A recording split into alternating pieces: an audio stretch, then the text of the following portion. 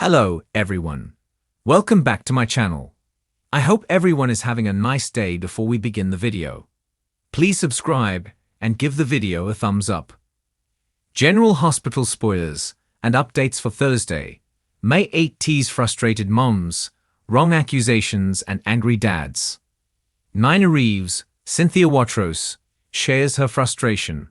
Drew Kane, Cameron Matheson, makes a wrong accusation, and Dante Falconeries, Dominic Zamprogno, one angry dad. Portia Robinson, Brooke Kerr, is in her office at GH, where she calls someone on the phone. She says, "Put on the news, you're going to want to see this." There is probably more bad, although correct, press about the drunken Drew debacle, although with a scandal like this, there's always some exaggeration. Portia doesn't know yet that Brad Cooper, Parishen, threw her under the bus to Drew about the drugging him with ketamine. She may be on the phone to her partner in crime Nina, although she will pump Willow Corinthos, Kathleen McMullen, for info. She could also be talking to Curtis Ashford, Donald Turner. Elsewhere in the hospital, Elizabeth Baldwin, Rebecca Herbst, catches up with Isaiah Gannon, Sawandi Wilson. She tells him she just wants to know where he's been hiding. Since her discharge from the hospital, Lucky Spencer, Jonathan Jackson, has been staying at her house, and she knows Isaiah and Lucky had been best friends.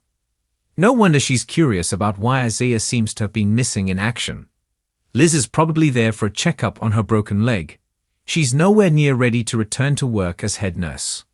Nina, in the meantime, is at the Metro Court talking to Curtis, as she shares her frustration about Drew. She's visibly angry as she asks, what is it going to take to finally get rid of him? She's definitely frustrated that her and Portia's plan didn't turn Willow completely against Drew, but instead, she seems to be closer to him than ever, once she found out he'd been drugged. The question is, who will Willow believe, and what will Curtis say when Drew correctly blames Portia? And will Willow ever believe anything bad about Drew anyway, with her overblown sense of hero worship? How are they going to get through to the missiled mother? Will Nina and Carly Spencer, Laura Wright, have to take her to court for the children? Drew is half right in his accusations of who was responsible for his drugging, but he's seriously insinuating Tracy Quartermaines, Jane Elliott, in on it. She was one of the last people he remembers seeing and being with prior to Jacinda, Paige Herschel, and he's also in the Metro Court, and he approaches her. He gets up close and personal right in her face and says the person behind this is going to be brought to justice.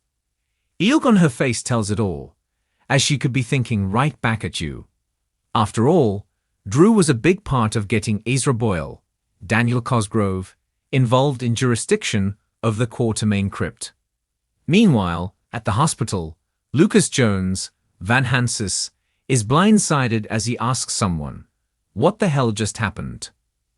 While he could have just discovered Rocco Falconery, Finn Carr, was in the hospital for alcohol poisoning, it's likely to be about a different situation. Brad makes a life-changing decision, and he may have decided to take the money Drew's paying him to leave town, and decides to say goodbye to Lucas. On the other hand, Brad seeing Lucas with Marco Rios, Adrian Ancondo, all comfy and cozy, is why Brad got upset and told Drew what he did in the first place. Perhaps Lucas witnesses some other shocking situation. Dante has sought out Jason Morgan, Steve Burton, and he's still mad even after finding out Danny Morgan, Asher Antonisen, was the one who brought Rocco to the college beach party. More than likely, Carly has gotten ahead of him and told Jason what happened, but Dante is still plenty angry. He tells Jason he blames him more than he blames Danny for Rocco's near-fatal alcohol poisoning. Jason, however, will give Danny some tough love, and as for Dante, he'll open up to his dad. Sonny Corinthos, Morris Bernard, wasn't contacted about Rocco previously. GA spoilers for Thursday, May 8, reveal a dramatic and emotional day ahead in Port Charles, where frustrated moms, wrong accusations, and angry dads take center stage. Tensions are running high as several families are pushed to their breaking points, and long simmering resentments threaten to explode. First up, Willow Corinthos is trying to hold it all together as her family continues from Michael's secretive actions and Sunny's distance. She's becoming increasingly desperate to keep her children safe from emotional turmoil. But her worries only escalate when Lena Reeves shows up unannounced at the gatehouse, demanding to see her grandchildren. Willow, already on edge, puts her foot down, but Nina doesn't back down. A heated confrontation ensues, with Willow accusing Nina of manipulation and self-centeredness, while Nina fires back that Willow is weaponizing the kids against her. Michael walks in on the argument and quickly inserts himself, attempting to defuse the situation. But things spiral when Nina throws Michael's recent missteps in his face. Meanwhile, Sonny Corinthos, now fully aware that Ava has been hiding something from him, is growing increasingly suspicious. With his trust eroded, Sonny confronts Ava at the Metro Court, demanding answers about what she knows regarding the latest threat to his territory. Ava, cornered, tries to play it cool, but Sonny isn't buying it. He accuses her of playing both sides, and the argument quickly escalates. Elsewhere, Carly Spencer is fed up with the drama surrounding her children. After learning that Jocelyn may have been dragged into more of Dex's mess, Carly pays her daughter a surprise visit at the dorm. She doesn't hold back, laying into Joss for putting herself in danger again.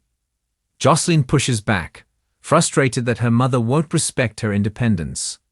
The mother-daughter fight grows intense when Carly makes it clear she doesn't trust Dex, dead or alive.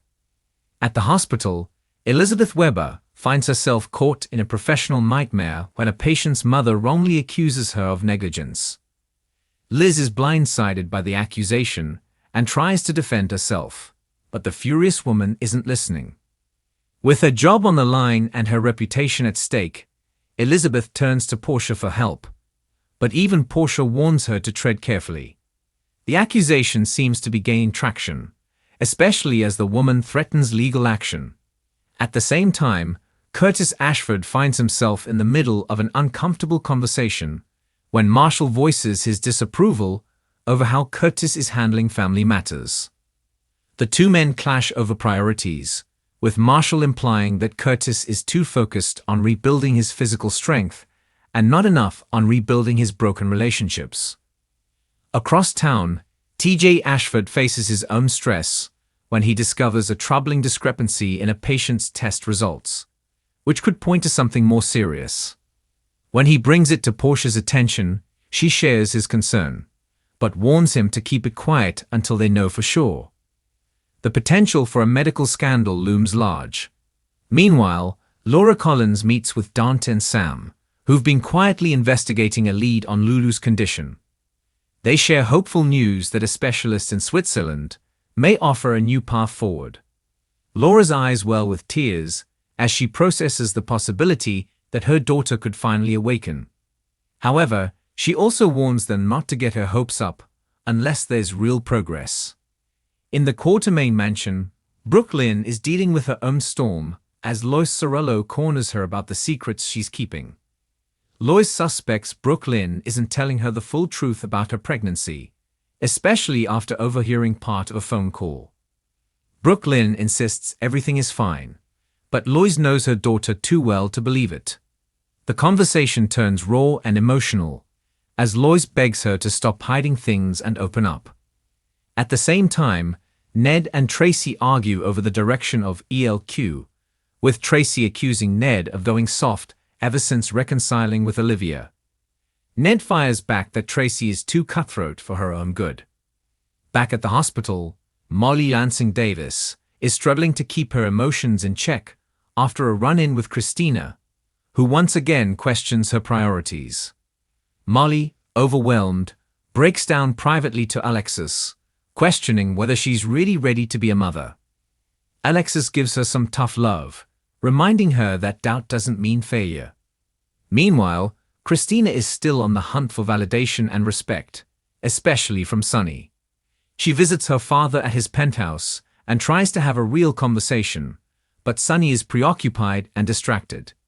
When Christina calls him out for not listening to her, Sunny explodes, accusing her of being ungrateful.